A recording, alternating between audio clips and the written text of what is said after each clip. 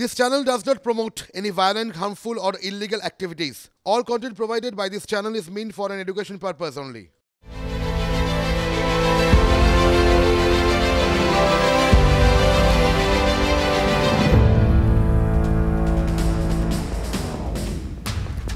নমস্কার, আপনারা দেখছেন TV9 বাংলা। আর ঘড়ির কাঁটা যখন বলে সময় রাত 8টা, হাজির ঠোঁটকাটা। রোববার আমি শুভজিৎ আপনাদের সঙ্গে। আর ঠোঁটকাটা হাজির মানেই আপনারা জানেন সেই সঙ্গে হাজির সেই সমস্ত বিষয়, যে সমস্ত বিষয়গুলোকে আমরা একেবারে খুঁটিয়ে খুঁটিয়ে দেখি। সেই সমস্ত খবর, যে সমস্ত খবর আপনার চিন্তা এবং দুশ্চিন্তা বাড়িয়ে দিয়েছে ঠিকই, কিন্তু আপনি শুধু খবর দেখার জন্য খবর দেখেননি। সেই ঘটনাগুলো দেখার পর, সেই বিষয়গুলো জানার পর আপনার মনে, আপনার চেতনায় যে সমস্ত প্রশ্ন জেগেছে, সে প্রশ্নের উত্তর আপনি চান। আমি ঠোঁটকাটা আপনাদের সেই প্রশ্নের প্রতিনিধিত্ব করি। আজও তার অন্যথা হবে না। আজ শুরু করব গঙ্গাসাগর দিয়ে। একই রোববার, তার সঙ্গে হিমেল হাওয়ার একটা নেশা। শীতও বেশ জমিয়েই পড়েছে। তাপমাত্রা নেমে গিয়েছে ওই 13 ডিগ্রির কাছাকাছি, যা জানা যাচ্ছে, যেটা স্বাভাবিকের থেকে 1 ডিগ্রি কম। মকর সংক্রান্তির সময় এরকম একটা হিমেল পরিবেশ বাংলায় খুব স্বাভাবিক। আর মধ্যরাত পেরোলেই শুরু হয়ে যাবে মাহেন্দ্রক্ষণ। গঙ্গাসাগরে পুণ্য স্নান, সেই ডুব। লক্ষ লক্ষ পুণ্যার্থীর ভিড় এখন গঙ্গাসাগরে। হিমেল পরিবেশে লগ্নের অপেক্ষা শুধুমাত্র। কাউন্টডাউন শুরু হয়ে গেছে। আজ রাত 12টা 13 মিনিট থেকে আগামীকাল দুপুর 12টা 13 মিনিট পর্যন্ত মকর সংক্রান্তির সাই স্নানের যোগ রয়েছে। একের পর এক ব্যারিকেড পেরিয়ে, ড্রপ গেট পেরিয়ে পুণ্যার্থীরা দলে দলে কপিলমুনির সামনে পৌঁছাচ্ছেন। এরপর তারা পুজো দেবেন, তারপর তারা বাড়ি ফেরার রাস্তা ধরবেন। কিন্তু এই রাস্তা ধরেই পুণ্যার্থীরা সমুদ্র স্নান সেরে প্রায় লক্ষ লক্ষ পুণ্যার্থী তারা মন্দিরের দিকে এগিয়ে আসছে। দেশের বিভিন্ন রাজ্য থেকে গত কয়েকদিনে প্রায় 45 লক্ষ পুণ্যার্থী গতকাল দুপুর পর্যন্ত স্নান সেরেছে বলে রাজ্যের মন্ত্রী অরূপ বিশ্বাস জানিয়েছেন। এখন দেখার অপেক্ষা শেষ মুহূর্তে ভিড়ের রেকর্ড কত পর্যন্ত পৌঁছায়। তবে এই হিমেল পরিবেশে দুঃসংবাদ দিতে হচ্ছে। প্রকৃতি এবার কিন্তু রুষ্ট।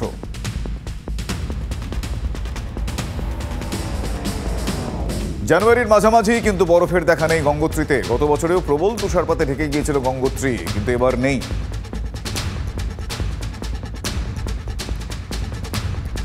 এবার গুলমার্গের ছবি দেখাবো আপনাদের। এ সময় গুলমার্গে দুপুরে তাপমাত্রা থাকার কথা 0 ডিগ্রি সেলসিয়াসের কাছাকাছি, কিন্তু গতকাল দুপুরে গুলমার্গে তাপমাত্রা ছিল 9 ডিগ্রি সেলসিয়াস। একই ছবি সোনমার্গেও। দেখে কে বলবে জানুয়ারি মাস।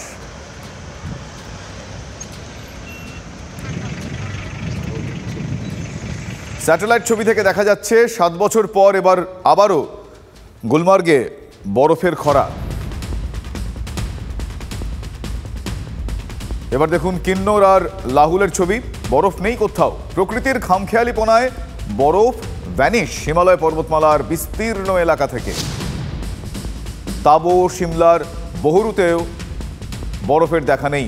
দ্রাস এলাকায় এ সময় রাতের তাপমাত্রা নেমে যায় -30 ডিগ্রি সেন্টিগ্রেডে। এবার -15, মানে 15তেও নামছে না। শ্রীনগর, স্পিতি সহ সর্বত্র একই ছবি, কোথাও বরফ নেই। এর ফলে হিমবাহ গলে যাওয়ার ভয় যেমন বাড়ছে, তেমনই পাহাড়ে পানীয় জলের সংকটের আশঙ্কাও কিন্তু বাড়ছে। আপেল, রবি শস্য চাষেও বড়সড় ধাক্কা লাগতে পারে। অন্য বছরের সময় কেদারনাথ বন্ধ হয়ে যায়, বরফ পড়ে যাওয়ার জায়গা থাকে না। এবার দেখুন দিব্যি সেখানে হাজির পুণ্যার্থীরা। বরফ শূন্য কেদারনাথ। অযোধ্যায় রাম মন্দির উদ্বোধনে যোগ দিতে যাওয়ার পথে অনেকেই কেদারনাথ থেকে ঘুরে যাচ্ছেন। গতকাল কেদারনাথে সাফাই অভিযান হয়েছে। প্রধানমন্ত্রী রাম মন্দির উদ্বোধনের আগে সব মন্দির সাফাইয়ের ডাক দিয়েছেন তিনি। নিজেও সাফ করেছেন নাসিকের মন্দির। গঙ্গাসাগর মেলার গায়েও লেগেছে রাম মন্দির উদ্বোধনের রেশ। সাধু সন্তদের কাছে পৌঁছে গিয়েছে উদ্বোধন অনুষ্ঠানের আমন্ত্রণপত্র।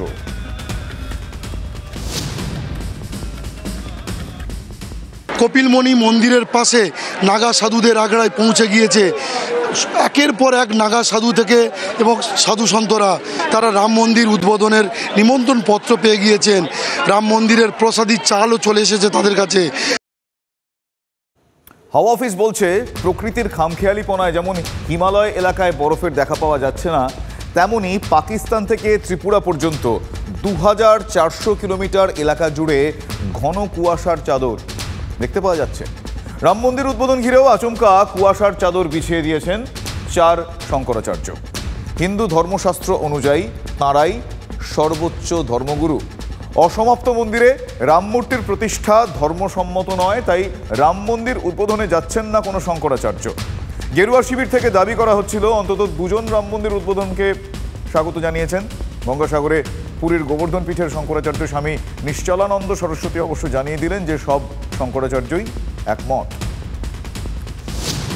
तो ऐसा क्या है कि चारों शंकराचार्य राम मंदिर के निर्माण पर एकमत नहीं है? आपको प्रामाणिक सूचना नहीं है, इसलिए ऐसा कह रहे हैं।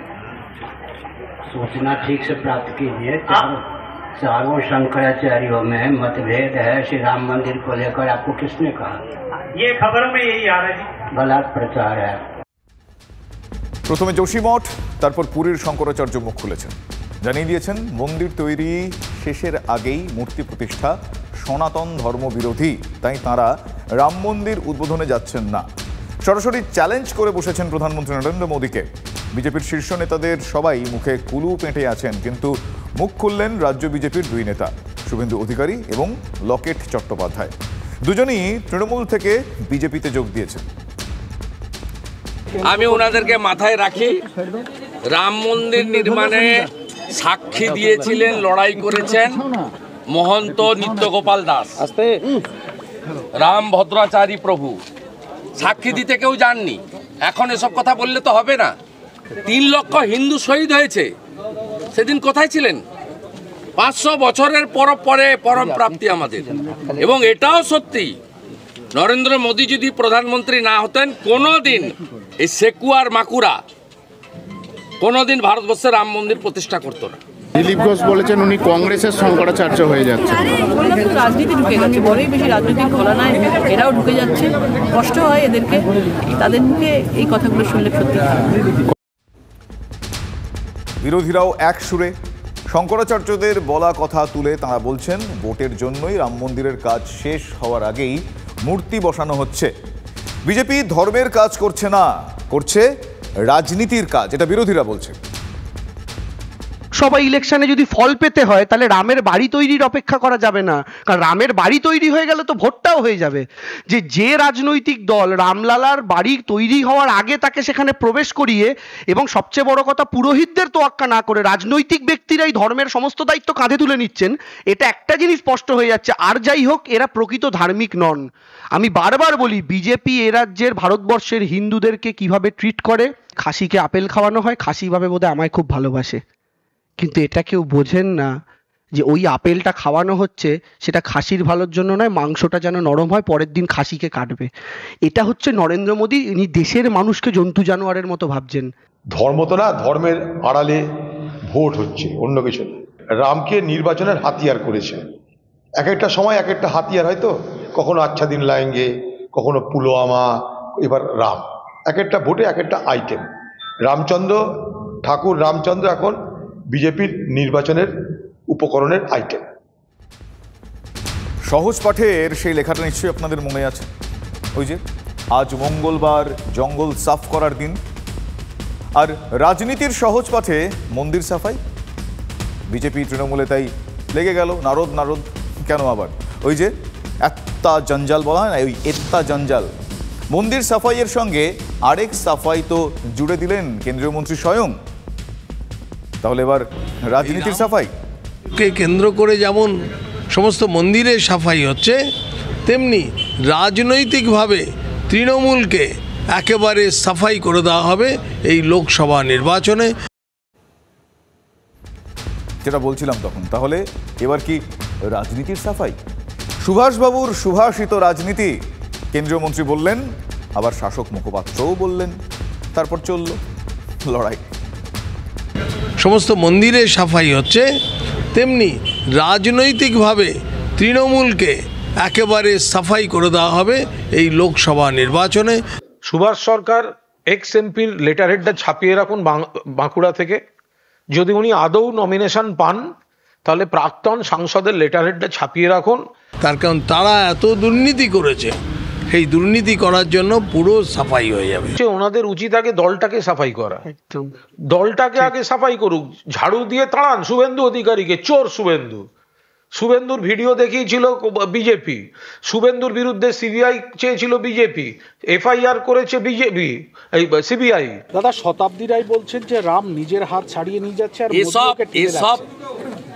এসব জালি হিন্দু পাপীদের কথা সকালবেলা দয়া করে মন্দিরের সামনে বলবেন। ঝাড় দিক, ওখানে ঝাড় দিক, ওখানে ঝাড় দিক। দিলীপ বাবুর এই সুযোগ, শুভেন্দুর পেছনে ঝাঁটা নিয়ে তাড়া করে গান মার, ঝাড়ু মেরে ঝেঁটিয়ে বিদায় কর, এই সুযোগ দিলীপ ঘোষ আর পাবেন না। যে সরকার থাকলে এই ধরনের দুর্নীতি থাকবে, এরা কিছুতে সিস্টেমে আসতে দেবে না। তো সেজন্য এটা নতুন কিছু না, সমস্ত ক্ষেত্রে সব ডিপার্টমেন্টে এরকমই হচ্ছে। পারসেপশন, বুঝলেন? পারসেপশন মানে একটা ধারণা চাড়িয়ে দেওয়া, একটা ধারণা জাস্ট চাড়িয়ে দেওয়া, আর সেই পথে হেঁটেই রাজনীতির সাফাই। আবার উল্টোটাও আছে, ওই যে ছিছি এত্তা জঞ্জাল, আর সেখানেই তো শাসক নেতাদের হাতে রইল ছবি, দেখাবো আপনাদের। দেখুন, এই শুভেন্দু অধিকারীরা, বিজেপি নেতারা বিভিন্ন ছবি মাঝে মধ্যে দেখিয়ে তৃণমূলের বিরুদ্ধে কুৎসা করে ইত্যাদি ইত্যাদি। আবার সেই শুভেন্দু অধিকারীর ছবি এই গাঁজা ব্যবসায়ী তার কাছে দেখা যায়। দিলীপ বাবু, শুভেন্দু বাবু, সুকান্ত বাবু, আরো নানা ধরনের বিজেপির নেতারা, দাশগুপ্ত আছেন, স্বপন দাশগুপ্ত, রাহুল সিনহা, সবাই আছে, মানে বিজেপির নবীন প্রবীণ সবাই আর কি। হাওড়া সাকরাইলের কান্দুয়া গ্রাম পঞ্চায়েত, সেখানে বিজেপির এক মহিলা পঞ্চায়েত সদস্যের বাড়িতে হানা দিয়ে প্রায় 26 কেজি গাঁজা উদ্ধার। সেই সদস্যের স্বামীর সঙ্গে বিজেপি নেতাদের সাদা কালো ছবি, শাসক নেতাদের হাতিয়ার। রাজনীতির সাদা কালো শুরুটা করলেন কুণালবাবু শনিবার রাতে গাঁজা কাণ্ডে গ্রেফতারের পর। তো এবার এই আটক কারা হলো, অ্যারেস্ট কারা হলো, কাদের কাছে গাঁজা পাওয়া গেল? বিজেপির সাকরাইলের কান্দুয়া পঞ্চায়েতের বিজেপির সদস্য রূপা রায় আর তার স্বামী নিমাই রায়।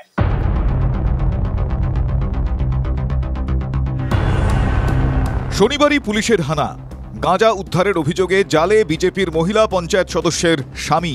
শনিবার রাতে কুণাল ঘোষের খোঁচা, আর রবিবার সকালে পাল্টা বিজেপির।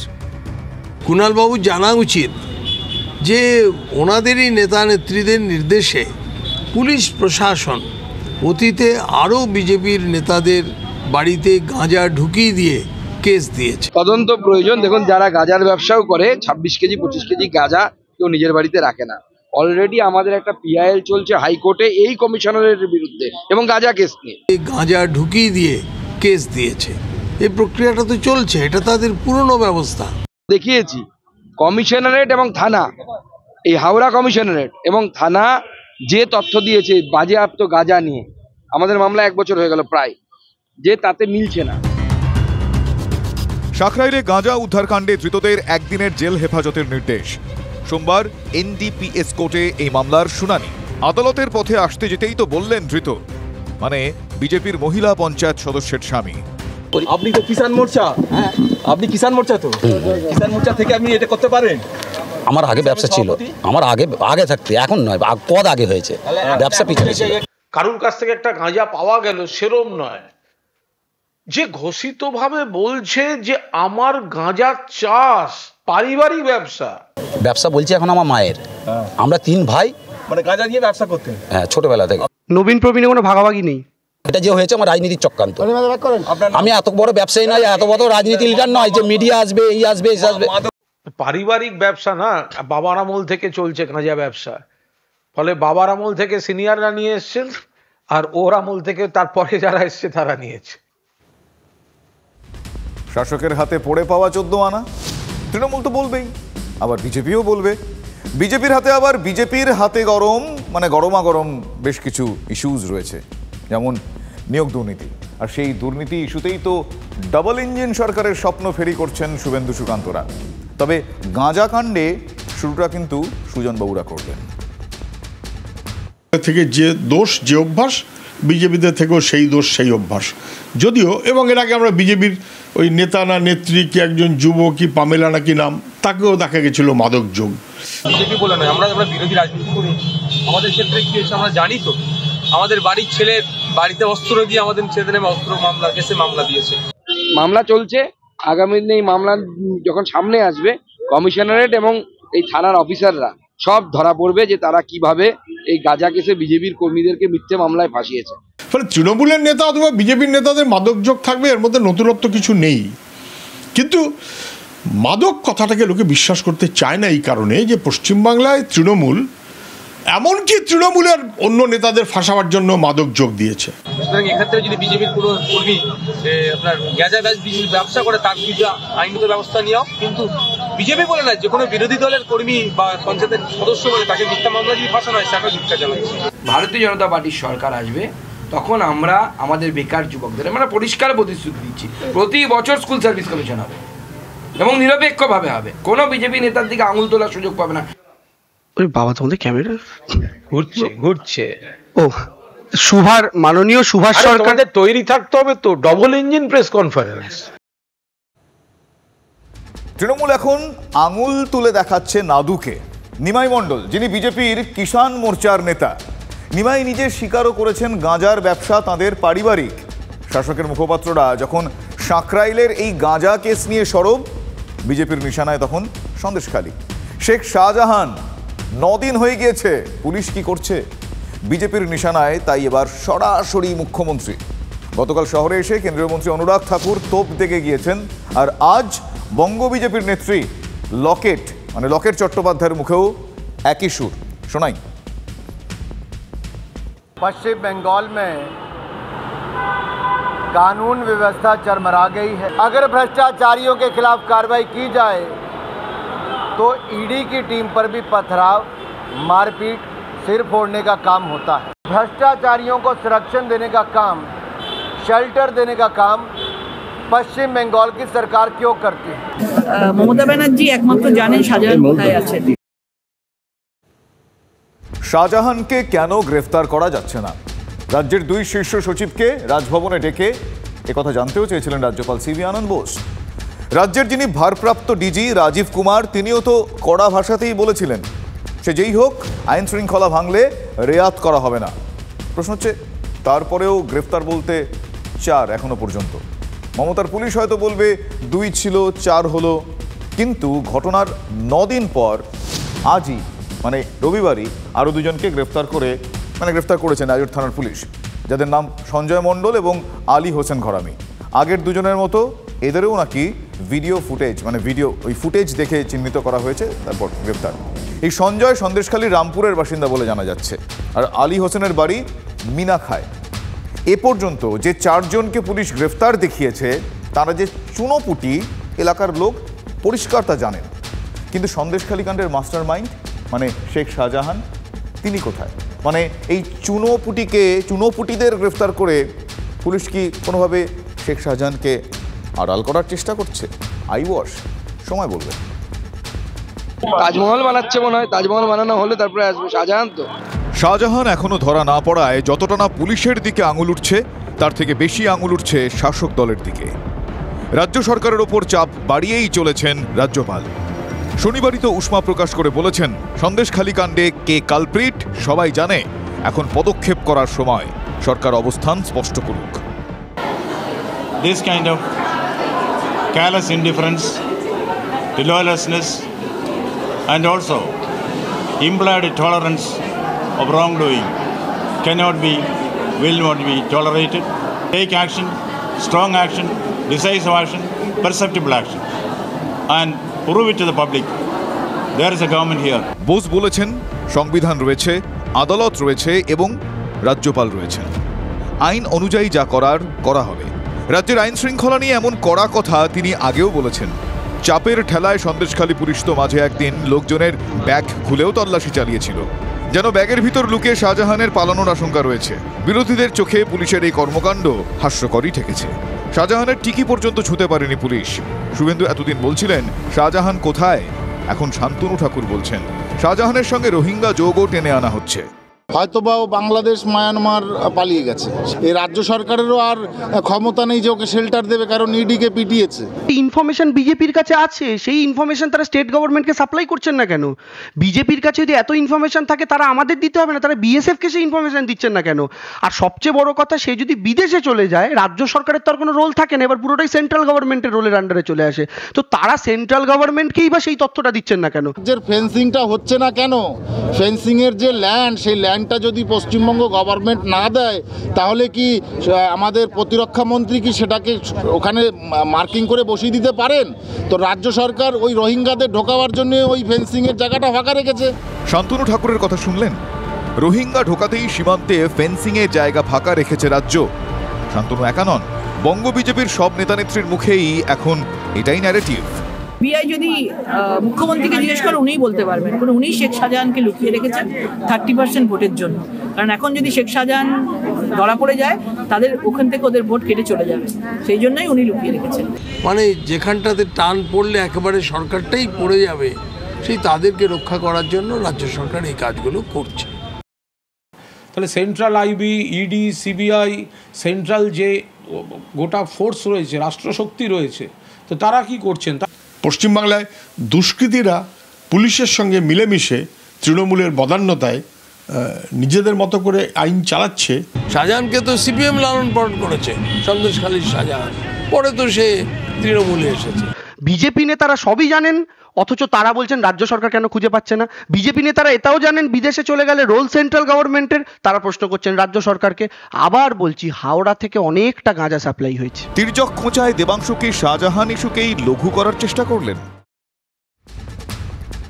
এই শেখ শাহজাহান বলুন কিংবা শঙ্করাঢ্য, মন্ত্রী জ্যোতিপ্রিয় হোক বা পার্থ চট্টোপাধ্যায়, প্রতিটি ক্ষেত্রেই জিরো টলারেন্সের কথা বলে রাজ্যের শাসক দল তাদের অবস্থান স্পষ্ট করে দিয়েছে।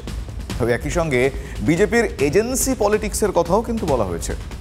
কখনো মমতা বন্দ্যোপাধ্যায় নিজে বলেছেন, কখনো শাসকের মুখপাত্ররা বলেছেন। আজ তো রাহুল সিনহার মুখেও সেই এজেন্সি পলিটিক্সের কথাই শুনতে পাওয়া গেল। বললেন, বিজেপি কর্মীদের ওপর হামলা হলে তৃণমূল নেতাদের বাড়ি সিবিআই যাবে। রাজনীতির মাঠে আক্রমণাত্মক খেলতে গিয়ে সেম সাইড গোল করে বলেছিলেন না তো রাহুল? কান খুলে শুনে রাখুন, এই মঞ্চ থেকে পরিষ্কার ঘোষণা করছি, তৃণমূলের নেতারা শুনে রাখুন, বিজেপি কার্যকর্তাদের উপর হামলা চালালে বাড়িতে সিবিআই যাবে, এটা পরিষ্কার করে বলে দিচ্ছি। নিজের বক্তব্য জোরালো করতে 21-এর ভোট পরবর্তী হিংসার কথাও টেনে আনলেন রাহুল সিনহা। কারণ 2 তারিখের রেজাল্ট ডিক্লিয়ারের পর যারা বিজেপি কার্যকর্তাদের ওপর হামলা চালিয়েছিলেন, আজকে সে সমস্ত তৃণমূলের নেতারা এখন আর বাড়িতে থাকতে পারছে না। সিবিআই ধাক্কায়, সিবিআই তাড়ায় এলাকা ছাড়া হয়ে গিয়েছে। রাজ্যের শাসক দলের হাতে লোপ্পা বলটা কি তুলে দিলেন বিজেপির প্রাক্তন রাজ্য সভাপতি? কেন্দ্রীয় সংস্থার এই তৎপরতাকে রাজনৈতিক প্রতিহিংসা বলে প্রথম থেকেই অভিযোগ করে আসছে তৃণমূল কংগ্রেস। রাহুল সিনহা তৃণমূলের সেই অভিযোগ তো কার্যত মেনে নিলেন। দেখুন, বক্তব্যের জায়গা হচ্ছে, এটা শুধু রাহুল সিনহা বলেননি, এই একই কথা বিজেপির একজন সাংসদ লোকসভায় দাঁড়িয়েও বলেছিলেন। যখন একজন বিরোধী সাংসদ প্রতিবাদ করছিলেন কোনো একটা ইস্যুতে, তখন তিনি দাঁড়িয়ে বলেছিলেন, চুপচাপ बैठ যা, তোমারে ঘর মে ভি ইডি চলা যায়গা। অর্থাৎ চুপচাপ বসে পড়ুন, নাহলে আপনার ঘরেও ইডি চলে যাবে। অর্থাৎ যে কোনো প্রতিবাদ আন্দোলনের বিরুদ্ধে ইডি যে তাদের অস্ত্র, সিবিআই যে তাদের অস্ত্র, সেটা বিজেপির সেই সাংসদ লোকসভাতে এবং আজকে রাহুল সিনহা এই ব্যাপারটা প্রমাণ করে দিচ্ছেন। আমি কে রাহুল সিনহা, তিনি বিজেপির একজন নেতা। তিনি সালারেনা কোথায় গিয়ে বলেছেন যে বিজেপির নেতারা যেভাবে আক্রান্ত হচ্ছে তার জন্য সিবিআই তো আসবেই। আমি বুঝি এখানেই তো ধরা পড়ে যাচ্ছে। শাসক দল তো এও বলছে, সাংগঠনিক দিক থেকে এঁটে উঠতে না পেরেই এজেন্সি দিয়ে তৃণমূল সাফাইয়ে নেমেছে বিজেপি। যতই চেষ্টা করো না কেন, যাই চেষ্টা করো না কেন, বাংলার মানুষের অন্তরের মধ্যে, মনের মধ্যে যার নাম লেখা রয়েছে, তার নাম মমতা বন্দ্যোপাধ্যায়, সেই নাম বুঝতে কেউ পারবে না। শুধু শাসক দল কেন, রাহুল সিনহা বামেদেরও বলার সুযোগ কি করে দিলেন না? রাহুল সিনহার কথাতে পরিষ্কার হয়ে গেল, যা মানুষ বলছিল, যে তদন্তের পর তদন্ত হচ্ছে, নাড়াচাড়া হচ্ছে, ঠ্যাঙাত পা ধরে টানাটানি হচ্ছে, কিন্তু জাস্টিস পাওয়া যাচ্ছে না। বেশি আক্রমণাত্মক হতে গিয়ে বিজেপির প্রাক্তন রাজ্য সভাপতি কি তাদের দলেরই অস্বস্তি বাড়ালেন? দেখুন, রাহুলদা যেটা বলেছেন, রাহুলদার বক্তব্য, রাহুলদা এই বিষয়ে আপনাদের ক্লারিফাই করবেন। সিবিআই বিজেপির কথাতেও যায় না, কংগ্রেসের কথাতেও যায় না, কারো কথাতেই যায় না। সিবিআই এবং ইডি প্রফেশনাল সংস্থা, এবং মনে রাখবেন এখন যে তদন্তগুলো চলছে পশ্চিমবঙ্গের, কোনো তদন্ত প্রধানমন্ত্রীর অর্ডারে হচ্ছে না বা হোম মিনিস্টারের অর্ডারে হচ্ছে না। প্রত্যেকটি তদন্ত বিশুদ্ধ কোর্টের অর্ডারে হচ্ছে।